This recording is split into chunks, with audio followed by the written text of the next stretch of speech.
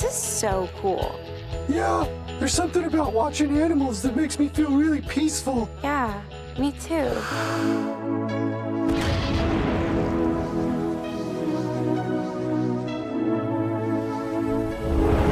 Your TV's all set up. Don't worry about the installs. It's ready for your eyeballs. Nuh-uh! You guys didn't have to go to so much trouble. Thank you. It was all Rigby's idea. Really?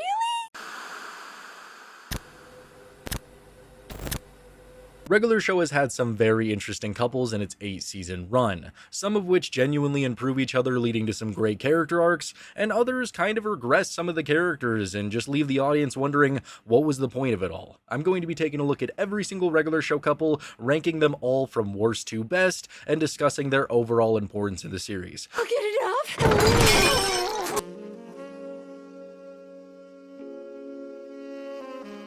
At number 12, it's going to be Mordecai and Starla. Yeah, I honestly sometimes forget that this was even a relationship because Muscle Woman is kind of a forgettable episode, even though upon rewatching it multiple times, I do think it is a very good episode, but just this entire plotline is very weird and just out of place in the story. The episode's all about how Muscle Man is just crying over and over again because, you know, Starla dumped him. Muscle Man! Muscle Man, are you taking a shower so we can't see you crying? No!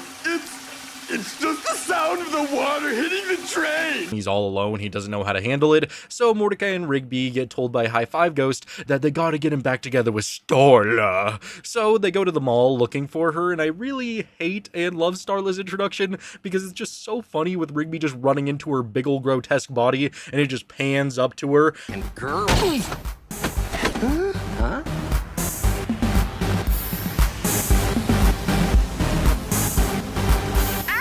Yeah, it's really funny stuff, but still, there's Starla, and Mordecai gives a big old speech trying to get her to, you know, want to go back to Muscle Man, but instead this leads to Starla developing feelings for Mordecai. Mordecai does not want this, but Starla wants Mordecai so bad. So Rigby and High Five Ghost tell Mordecai to date Starla to try to make Starla realize how much she misses Muscle Man. And so we just get this montage of Mordecai going on a bunch of different dates with Starla, and Starla just constantly is being like, "Oh, Mordecai! Oh, let me kiss you on your big bird beak of a mouth." And we just get so many scenes where she's trying to just get up all over him. They're at the beach at one point, and Starla just has two tramp stamps. The first one is Muscle Man, and then it's Steve crossed out. Who is Steve, and what was he doing with Starla? And then it's Muscle Man again, also crossed out once again, and then she's got a good old-fashioned trampy stamp for Mordecai. Yeah, great stuff. And then we cut to the coffee shop where Mordecai is just done with it, and that's when Starla's like, "Oh, you got some food on your mouth, dumpling," and just goes, and gives him a big old smooch on his little bird peck, and and Mordecai's like, "I don't like you. I'll get it off. Oh, get off of me! What's wrong, Dumpling? I'll tell you what's wrong. I don't like you. And Starla's heartbroken, and this leads to one of the craziest chase scenes in the show, where Starla is just chasing them all through the park, trying to literally kill them. Oh no! Go faster! Let's go faster! Come on it! It's honestly a pretty hilarious chase scene. There's a lot to like about it.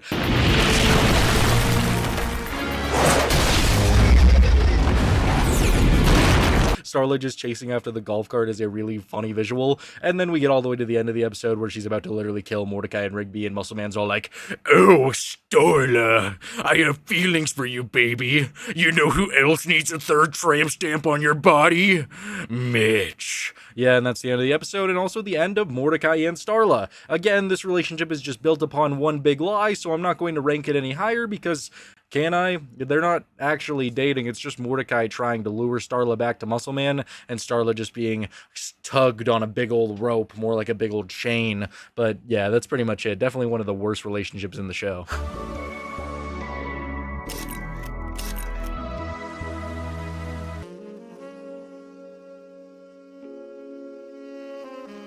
And And then we have the relationship of Mordecai and Margaret. I honestly think the relationship is okay for the most part before we get all the way to the season 6 stuff. I mean, it's bad because Margaret is just such a shallow romantic interest, and that's what she's supposed to be in the show, but still, it doesn't make her any better of a character. It doesn't make her interesting at all. So Mordecai is just constantly chasing this girl who is just constantly like, Mordecai, Mordecai, meet my boyfriend, Angel. Mordecai!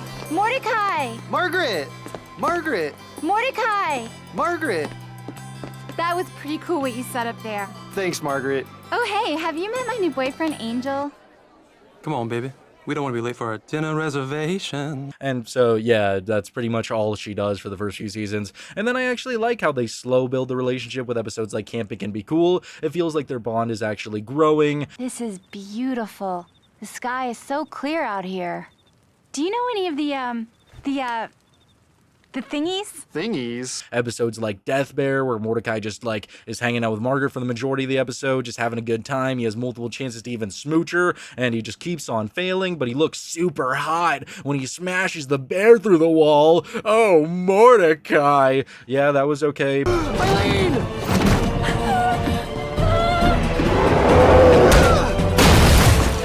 Picking up Margaret is also a pretty decent episode with the warriors come. I mean, wait, Mordecai, put your phone away. That was pretty good. And then they kiss at the end of that episode.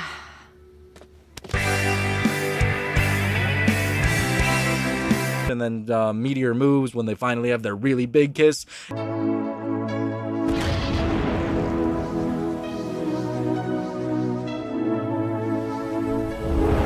It's not the best build of a romance you could ever have, but it's okay. I don't like Margaret. I hate Margaret. I'm Margaret hater #1 on YouTube. But still, I can't deny that the build initially was okay. It's everything that comes after that really makes this relationship just honest garbage, with literally about 5 episodes later, Margaret dumping Mordecai to go off to school, and the season's main problem is that it didn't really hint at the fact that Margaret was going to be going to school. There were some moments where she talked about it, but it never really seemed like a thing like, oh, if we get together, I'm going to end up leaving you and not trying to do long distance at all, and I don't really want to talk to you ever again for an entire season type thing. It just felt like, oh, Margaret's gonna go to school. She actually has an interest. That could be cool. But no, dumps Mordecai. And what we have is special, but I may never get this opportunity again.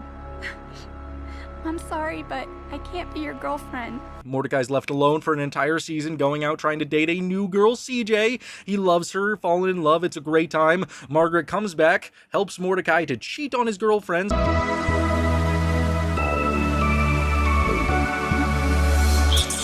No! Oh my gosh. I didn't mean to really do that. wasn't. I mean, Mordecai?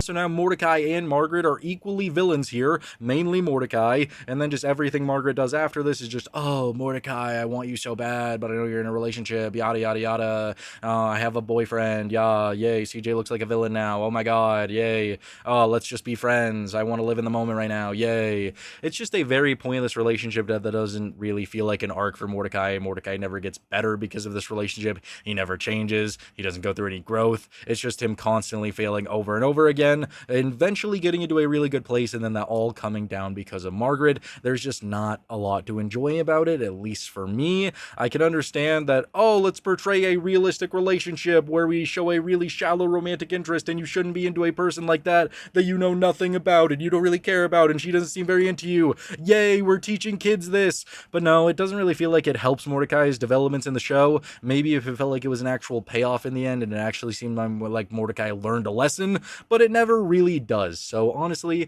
I hate this relationship. Bottom of the barrel. It's okay. I got my wish. What, that you can run faster than me? No, for a cute girlfriend that likes...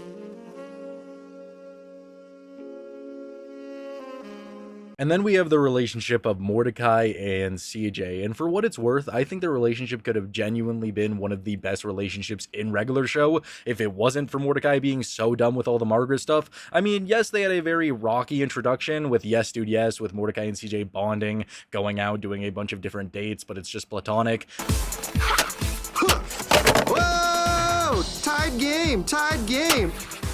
Whoa! cheap shot, cheap shot. And then Mordecai invites Margaret to the movie that he had already invited CJ to, which leads to a lot of chaos and CJ freaking out and Mordecai and CJ not speaking to each other for a very long time.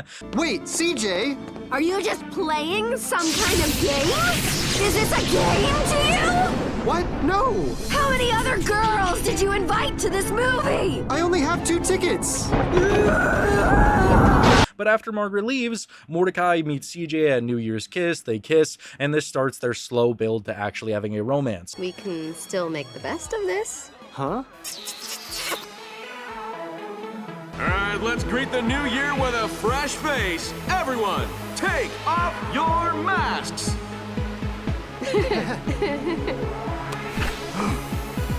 CJ? And would I rather have episodes like High Score or Rage Against the TV or Excellent over these slow building relationship episodes where it's just like, oh, I really want to date CJ, but I'm just waiting for Margaret. Oh, there just has to be so many episodes developing this plot line. Yeah, I'd rather have actual really good episodic episodes that focus on just like one major villain or one silly shenanigan or just one sports episode.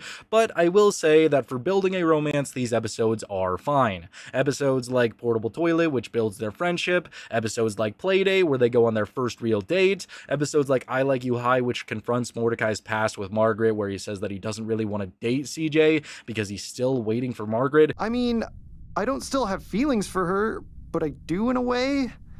It's like this thing that's inside of me, and it's always just sort of sitting there, waiting around. And sometimes I'll see something, or I'll smell something, and it makes me think of her, even though I don't want to. This one episode really highlights everything that Mordecai is thinking, and it's the one time I could say that there was a level of toxicity in their build to their relationship, which would maybe point to the fact that they shouldn't start dating, but they do anyway. We get episodes like Real Date, which I think is one of the best romance episodes in the entire series, where they're both trying to give each other desserts. This is the most romantic date I've ever been on. Really? And it ends with the couple corral guy trying to kill CJ so that Mordecai will rejoin the dating website, and CJ kills him, and then at the end they kiss. It's okay.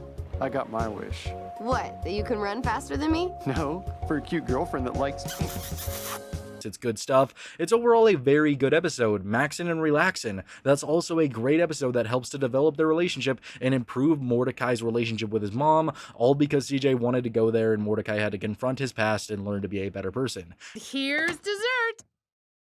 Wow, it's like looking in a jelly mirror. Oh, this one's a keeper, Mordecai. Daddy issues, where Mordecai helps CJ to confront her father and overcome her trauma with golf, with mini golf and her dad, and is able to beat her father in mini golf, which helps her become a better person. At the same time, Mordecai is becoming a better person. For the majority of it, it was smooth sailing. It could have been one of the best relationships in regular show if they just kept that ball rolling. But then Merry Christmas Mordecai happens, where Mordecai cheats on CJ, and Mordecai and Margaret become villains. And then Sad Sacks happens, where Mordecai spends that entire episode trying to get CJ back, and he does. He gets her back.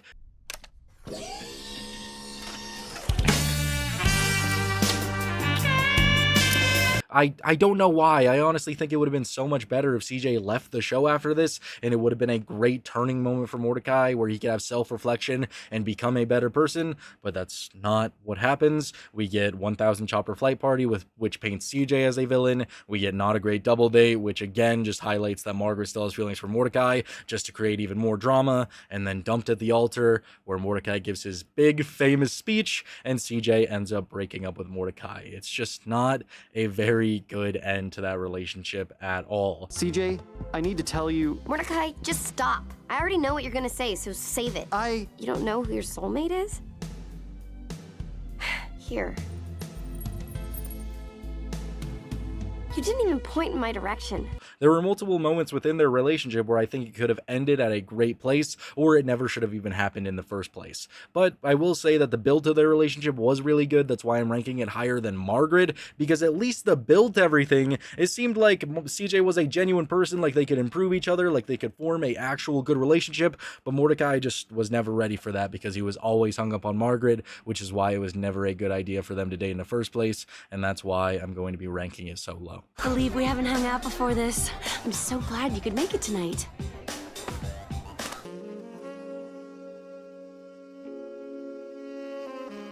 And then I'm gonna go ahead and put Benson and Audrey here, and I think their relationship is probably wholesome. I don't really know. All I know is that they broke up, and in Weekend at Benson, she was obviously very, very, very into Benson, and is even starting to dig him when he's unconscious, so she just wanted those gumballs so damn bad. Believe we haven't hung out before this. I'm so glad you could make it tonight. So they start dating, and then we just see her sprinkled in an episode here or there. The only time I think she ever talks again is in the Christmas special, where they're talking about Benson's Christmas sweater, and she says that she loves it because it's just so ugly. Oh my gosh, that sweater is so cool. Oh, you like it? Yeah, you know, it's just fun, festive. I like to get loose on holidays. I mean, that's gotta be the winner for ugliest sweater, right? Oh yeah. Isn't it funny how ugly it is? Yeah, don't really remember any other time that we get to see Audrey per se. Maybe in the background in like some of the Terror Tales or Merry Christmas Mordecai. I know that she appears a lot, but she doesn't ever say anything ever again, and I don't know how they broke up. I really do like the joke in The Real Thomas where Benson is about to go around with the girl Natalie, and everybody's just like, what happened to Audrey? What are you talking about? And Benson just talks about this big breakup that he had and how everybody had to help him recover from it. I was sad for months. I loafed around the house. That's not true. Muscle Man and Pops, you took me to get ice cream. Skips, you made me train for that marathon. In fact, all you guys had a role in my lengthy healing process. I don't remember any of this. And it was just off screen. I wonder why they decided to do that. They could have made a pretty good Benson episode out of that, but hey, it makes for a funny joke. But I still think Benson and Audrey is better than all of Mordecai's relationships for the most part. She only cave woman here. Her beauty shine like star. There she is, my Diane.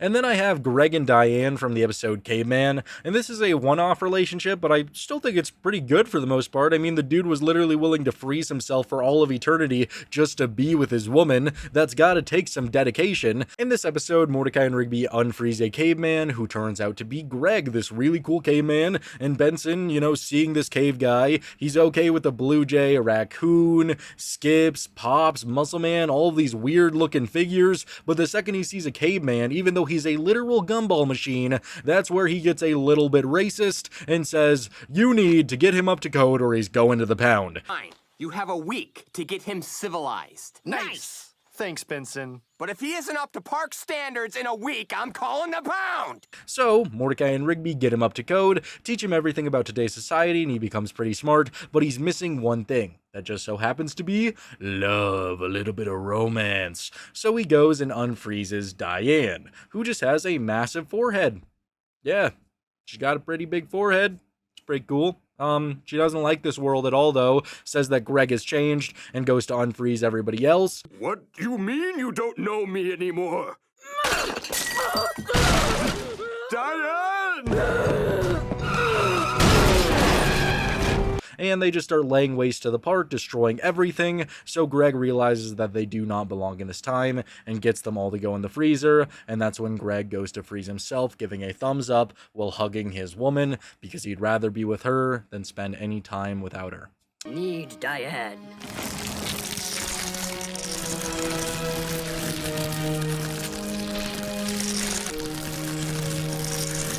And yeah, that's the end of that relationship. I think we see him in the freezer a little bit later, but he never really comes out of that. He's just with Diane in the park's freezer. Good for him. Happy romance. Frozen together in love forever. Good stuff. We were carrying the money on our backs, but a grenade blew it up while we saved an entire platoon from a rebel attack.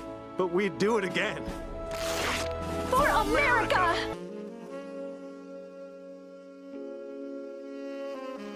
And then I'm gonna have Ted and Tina from the episode Married and Broke, and although they're just a one-appearance couple, I think all the jokes that they tell with them are really funny and make the episode so much better. They're basically, you know, America couple. They're for America. They were carrying money on their backs in the war, and it got blown up. And Tina, thank you.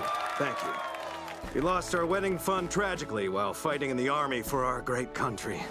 We were carrying the money on our backs, but a grenade blew it up while we saved an entire platoon from a rebel attack. So they have to do whatever they possibly can to win this money and win Married and Broke so they could have the wedding of their dreams. Everybody loves them. They're competing against Muscleman and Starla, and they're just capable of feats of immense athleticism, able to do things that nobody else could really do.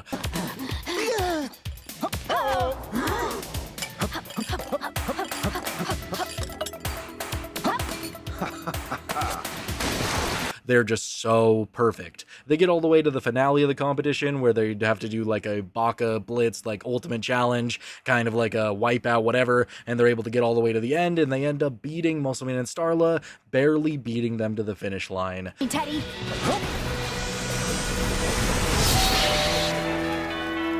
They win Married and Broke, but it turns out as they're going USA, they say USA. And it turns out that they're Canadian. USA! Eh? Hey? All right, look. We sure are sorry. We can't help it. We're Canadians. That's why they were so perfect at everything, and everybody just hates them because they were lying about being Canadian. But I really like it because it's not actually making fun of Canadians. I mean, it is, but it's making fun of them for being such good and nice and perfect people. Very interesting stuff. I enjoyed it. I think it was a hilarious, switch up to end that episode. And I think Ted and Tina were a very good couple. They definitely were like peak couple goals. They were able to do whatever you could possibly imagine with the power of love and romance. So yeah, they're gonna rank high even though they appeared just one time because I think they're hilarious. But Triptych Lullaby is my favorite. Me too!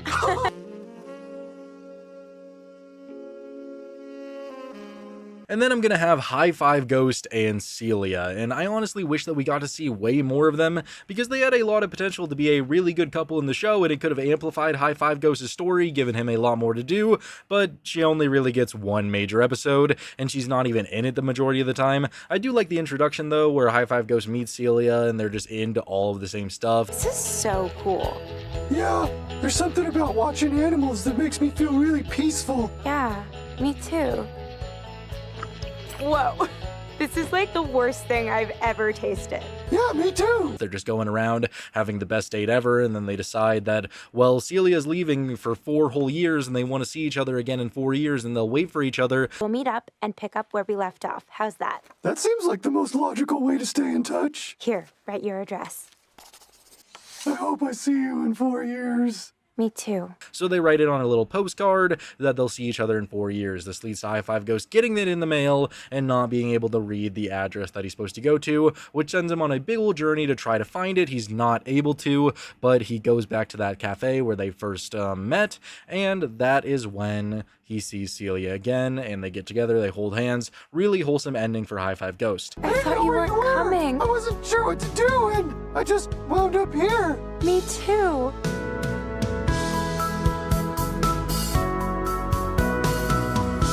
And then we just basically never really see Celia that much after that. We see her in a terror tale, which isn't even canon, so is it an actual appearance of Celia? No. And the majority of it is just High Five Ghost suffering in an elevator the entire time. So again, not really much of a Celia appearance, but I do like in the end credit scene when we get to see what everybody is doing, High Five Ghost and Celia are just like DJing across the world together. That sounds like a pretty good dream to have together, just to go around across the world just DJing together as a couple. Good stuff. I just wish we got to see more of them. Wait, you like hot wings? Yeah. It's literally my favorite food. Me too. Well, maybe I'll just have to swing by your lab and drop some off. And then I'm going to have the relationship of Benson and Pam. I really like Pam's introduction to the series in Pam I Am, where they just seem to form an immediate connection, and Benson has to go off and get some wings to impress the potential girl of his dreams. And I really like the scene where he goes to Wing Kingdom, where he's trying to pick flavors, and this lady behind him is all like, "It's just wings, buddy," and he just loses his mind. Just wings? These wings might decide whether or not I get to go out with the girl of my dreams. Everything has to be perfect! Yeah, really funny stuff, which leads to Benson sneaking into the dome lab to try to give these wings to Pam, and then we just get a bunch of scenes where they're hanging out, forming a relationship, and developing a deep connection. Home food in 3 weeks. Oh my gosh, this is amazing. Promise to sneak me a bucket of these every day? Yes, I will. I enjoy it. I like it. And then Dr. Langer's all like, no relationships, so they can't date for pretty much the entire season until the season finale, where they could say that they can make this relationship genuinely happen. And, a couple more things get in the way, like Benson blasting off into space, and so they have to put their relationship on hold. And the thing that sucks the most about it is Benson was FaceTiming Pam for a while while still being in space, but Pam just didn't think their relationship was going to last, and she didn't know how long Benson was going to be out there, so they break up, which leads Benson just absolutely heartbroken. He's just shattered. You're back on Earth. Are you sure you're okay? I totally understand. I am good. Pam! He's so sad, but the thing that makes this better for me, at least in the long run, is Pam wasn't just saying that because she didn't like Benson at all, because in the season finale, we get to see that they actually got back together and they have a family with a bunch of cats. So that's good stuff. I enjoyed that. I like that they actually got back together, and Pam was just worried that the relationship wouldn't last because he was in space. That makes it a lot better for me, and for the most part, everything that we got to see before that breakup was pretty wholesome. There's a spot right here. You're welcome to dine with me if you wish.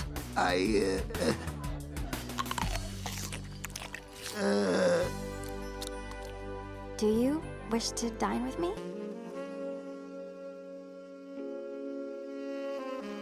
And then I have the relationship of Skips and Mona. This is one of the more real, genuine relationships that has a very tragic end to it, but hey, I was all for it. I mean, it's the reason that Skips is called Skips. The reason he skips everywhere is all because of his relationship with Mona. And from his first interaction with her in the cafeteria, to the montage of them setting up for prom and skipping everywhere, you could tell that their romance was real. You left this on the table. I'm not really into litter bugs, but I was willing to reconsider for you. That's what I like about it. In just 22 minutes, they were able to make you believe in their love. I'm gonna have to start calling you Skips if you keep this up. Wait, Mona, before you go, I have a gift for you. A gift? It was just good stuff. And then you go on to later in that episode when Skips asks Mona to go to prom. Will you go to the prom with me? Of course I will. You get to meet Mona's parents, which is so bittersweet in a way, because they seem like really nice people that genuinely care for their daughter, and just this entire scene of meeting her parents is really just to make her death hit so much harder. They go to prom, they're having a great time, they have their first and last dance with each other, Clorgbane invades to fight Skips, and Mona sacrifices herself to save Skips' life, and dies right there. I waited a long time for this.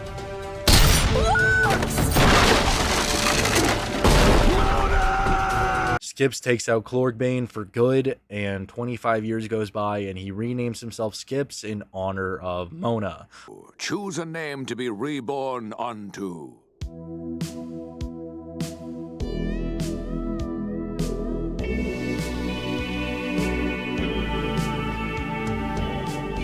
I've chosen Skips. Although it was a very short-lived relationship and we didn't get to see that much of it, I think it is one of the best relationships in regular show and adds a emotional depth to Skip's character that a lot of other characters don't really have with all of their past relationships, and this is literally just everything that Skips is. It's who he becomes, it's everything that is built upon Skips. You got so many lore developments that lead to this moment, that lead to this story of Skips meeting Mona, that just makes it so great to finally get to see her and to learn about her and see this relationship, and all the more sad to see it come to the end, even though you know that it's going to happen. It truly was the only woman that Skips ever loved, and I think they definitely deserve to be higher on this list. No more wild nights scooping the loop. No more homemade firecrackers. I'm a new man now for my old lady.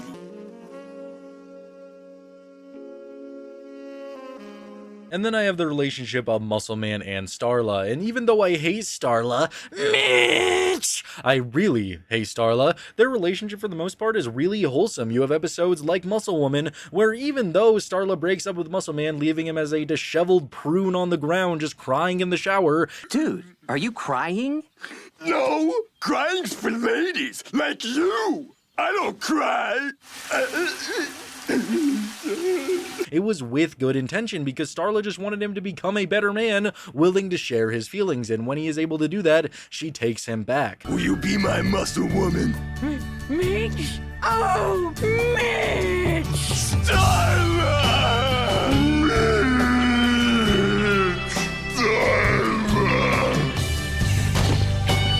So good stuff. And then we don't see Starla for a while until the episode Fancy Restaurant, where again, Muscle Man is just going out of his way to try to become fancy to impress Starla and be worthy of Starla's parents. I can't be myself. Myself sucks. Starla will totally dump me if her parents don't like me. We'll help you get fancy for your dinner. Really, dudes? It's good stuff. It makes the relationship better because they're just constantly willing to become better people for each other. Episodes like Bald Spot, where Muscle Man thinks he has gone bald, but in reality it's just a bad haircut, and he is worried for the entire episode that Starla is going to leave him when she finds out, so much so that he starts shaking his big old nipples just constantly to leave her in a trance.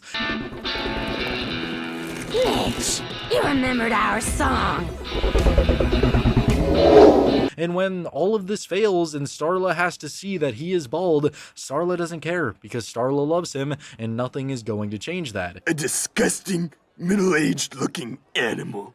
It's okay, Mitch. It's what's inside this disgusting middle-aged looking animal that counts. It's just good episodes like these that actually make their relationship pretty gosh dang wholesome. You go into episodes like Kill It Radio, where the entire episode, Muscle Man is just trying to write a beautiful love song for Starla. Oh, Starla, you're the ketchup on my burger. Yeah, it's just a really wholesome thing to do. First time that we made out, made my neck hair stand on end. Oh, Starla. So much so that he's able to go to the DJ area and help DJ Donnie G overtake this AI just to play that song on the radio for their anniversary of making out. And I'd be your muscle man. Oh, Mitch! Mitch! You did this all for me? And then you go to episodes like the end of Muscle Man, where Muscle Man is willing to just shatter everything he knows about himself to get rid of his Muscle Man mantra in order to become Mitch Sorenstein, to just be the perfect husband for Starla, willing to let go of all his silly shenanigans. That new man is me, Mitch. Pleased to meet you, Starla. What? Now, Muscle Bro. And Starla doesn't want that to happen. Starla wants him to stay as good old Muscle Man because that is the man that she fell in love with. So Muscle Man gets to stay being himself and proposes to Starla. Episodes like Married and Broke, where because of their love for each other and they're just, incessant making out, they're able to win this competition by just grabbing onto each other and just making out in classic Muscle Man and Starla fashion to win that competition. Passion. Hold on, do those two have actual wants and desires? I relate to that. Even though they're really hard to look at, they're doing it for love. Yeah, all right! Well, they lose to Ted and Tina, but they're able to win because Ted and Tina are Canadian. But either way, they get their dream wedding, and then we go to Dumped at the Altar, where they finally get married, and it could have been such an amazing episode focusing on their love and their romance, Muscle Man's wedding special, but we focused it on Mordecai for some odd reason. But either way, they get married, good stuff, and they're together for the rest of the series, eventually even having kids together. It's just great stuff. I enjoy it. I like it. I mean, do I like it? Because I don't really like Starla at all, because, half the time, especially in episodes like The Longest Weekend, she's just like, oh, Mitch, you should know the difference between me meaning things and me not meaning things. God, I hate doing Starla's voice, but it's funny. That's the problem with it. But either way, she's very annoying the majority of the time, but their relationship is very wholesome, which is why I think it's one of the best in the series. Go. Wow, it's gorgeous. And then we have the relationship of Rigby and Eileen, which may be the most important relationship in the entire series. I mean, you take this character, Rigby, who is so problematic, and get to watch him go on this journey of self-discovery and becoming a better, genuine, caring boyfriend, just over the course of so many seasons, and it feels real, with episodes like Do Me a Solid, where Rigby has no real interest in Eileen. So, Rigby, I was wondering, do you like miniature golf? Me too! in an ironic way. But Eileen is showing some actual character here with the whole burying the sea turtles thing. Rigby, look at me. I just laid sea turtle eggs and now I'm gonna swim out to sea. Although many of my hatchlings won't live to adulthood. Let's just get this over with. Yeah, just glimpses into her character, and then going into episodes like Camping Can Be Cool, which expands her character even more, and you slowly get to see Rigby's cracks in his shell just forming, and Rigby genuinely forming a friendship with Eileen. When you were a kid? Last year. It was kind of a phase I was going through. Oh, well, good job, Eileen. Yeah, that was kind of cool. It's not like they're dating at this point, it still feels very platonic, but you see that their relationship could actually genuinely form into something. And then episodes like One Pull Up and Lift With Your Back, where Eileen is the only person who is willing to support Rigby with either helping him to do that pull-up. It's hopeless! No, it's not. There's still time. Do what I say. Close your eyes. Now picture that pull-up bar. Do you see it? I see it. I see the pull-up bar. Then go do it! Or motivating him to get that paycheck. She is just caring about him and showing him that he is able to do things on his own. Rigby, enough of this! I know you're useful! Now lift with your back so you can get that paycheck!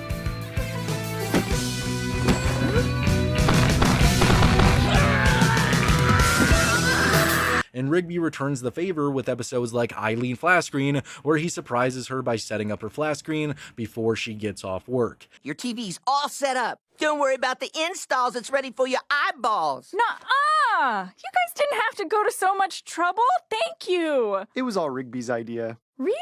And then in I See Turtles, he helps her no matter what, doing anything he possibly can to save those turtles and make Eileen happy so that all of those turtles could be free and make it to the ocean and defeat that evil spa that is using them for like eternal youth and rejuvenation. No.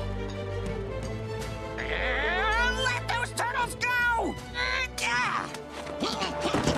Sand boning! Get to the turtles! It's just good stuff like that where Rigby is returning the favor. And then we get all the way to that big reveal in Dumped at the Altar where they have been dating for months and nobody knew. Besides, relationships are always complicated. Dude, Eileen and I have been dating for months and you never even noticed. It doesn't need to be that complicated.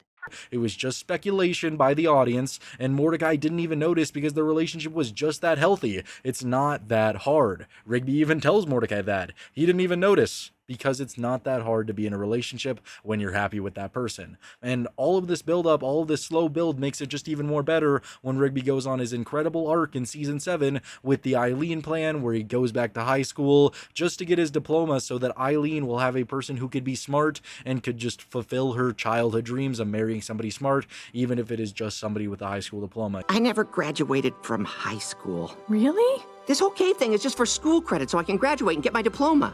I never cared until I saw the Eileen plan, but now all I can think about is how you're going to be the president, and I'm just going to be some jerk you used to date. He does that for Eileen, but then he slowly begins to do it for himself when he goes up with Jablonski and repairs his relationship with his high school bully, and then he goes to China to learn English once again. All of this stuff just to have a better relationship with Eileen. Rigby Goes to Prom is another good episode where Rigby takes Eileen to her very first prom.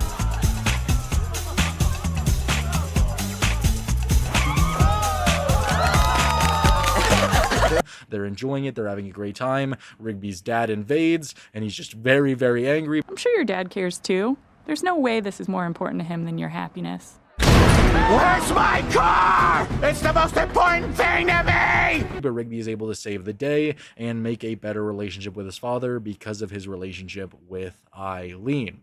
Good stuff like that. And then Eileen even gets to go to space in the end, all because of this relationship, all because the audience just fell in love with this character who was able to make Rigby a better person. And their relationship is by far the most wholesome, well-explored, most well-developed relationship in the entire series. Except I still think there is one relationship on this list that is better than Rigby and Eileen. Pretend that airplanes in the night sky like shooting stars. Can we pretend that airplanes in the night sky are like shooting stars?